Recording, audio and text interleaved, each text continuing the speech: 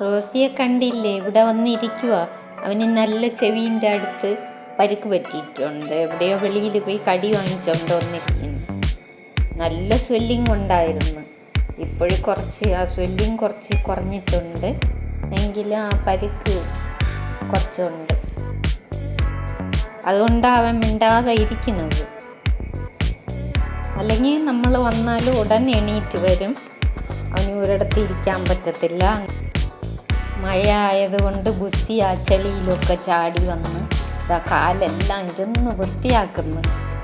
കളിക്കാൻ വിളിച്ചാലൊന്നും വരത്തില്ല. ഇപ്പോഴ് മഴ ആയാലും അവിടെ ചുരുണ്ടിരുന്നോളൂ. ഇപ്പം ചെളിയിൽ ചാടിക്കൊണ്ട് വന്ന്, അതുകൊണ്ടാണ് ഇരുന്ന് അവൻ നന്നായിട്ട് വൃത്തിയാക്കി എടുക്കുന്നത്. ഇലയൊക്കെ കാണിച്ചാൽ അല്ലെങ്കിൽ അവൻ തട്ടിക്കളിക്കാൻ വരും. ഇപ്പോഴും ഒന്നും അവന് വേണ്ട. ഇനി മഴ തീർന്നിട്ട് മതി എന്നുള്ള ഇതിലാണ് അവൻ ഇരിക്കുന്നത്. എവിടെയെങ്കിലും പോയി ചുരുണ്ടങ്ങനെ ഇരുന്നോളൂ. ഭക്ഷണം കഴിക്കാൻ മാത്രം താഴെ വരും, അല്ലാതെ ഇവിടെ മുകളിൽ കയറി ഇവിടെ വന്നിരുന്നോളൂ. നല്ല കാറ്റും ഉണ്ടല്ലോ മഴ വരുമ്പോൾ. അതുകൊണ്ട് അവർക്ക് അങ്ങനെ കളിക്കുന്ന മൂഡിലില്ല അവർ.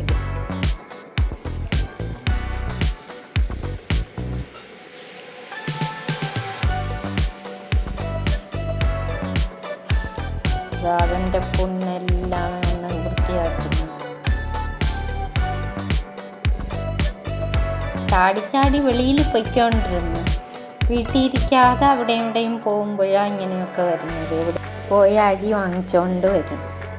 ഇപ്പം മിണ്ടാതെ ഇരിക്കുന്നു. നമ്മളെ കണ്ടാൽ എന്തോ പതുക്കെ എന്തോ പറയുന്നു. വേദന ഉണ്ടാകുന്നതായിരിക്കും. ഇവനും ഇപ്പം കളിക്കാൻ വരുന്നില്ല. ഇവന് പിന്നെ മഴ വന്നാൽ പിന്നെ പുള്ളി മൂഡ് ഔട്ടാണ്. പിന്നെ ഇവിടെ വന്ന് ഭക്ഷണമൊക്കെ റെഡിയായോ എന്നൊന്ന് ചോദിച്ചുകൊണ്ട് ഇവിടെ കിച്ചൺ സൈഡിൽ വന്ന് അവന് സമയമാകുമ്പോൾ അറിയും. ആ സമയത്തിന് അങ്ങ് വന്നോളൂ.